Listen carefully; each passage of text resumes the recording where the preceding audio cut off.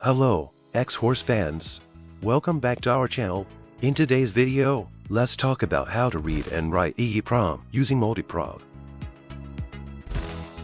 First, we check the model of the EEPROM.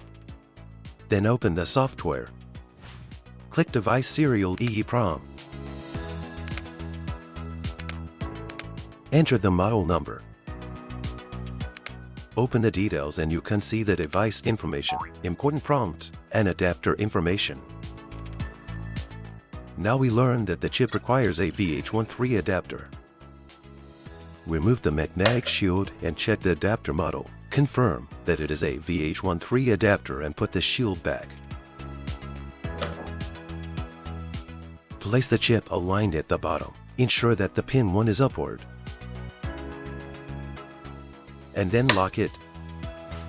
Click to read the data, and here will show the reading progress. Okay, it's successful. We can modify the data just like this. And click here to write it in.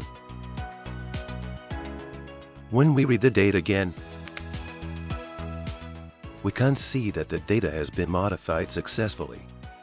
Okay, that's it for today. If you have any questions or topics of interest, please leave a comment. Next video we will show you more about functions of Multi-Prog. See you next time.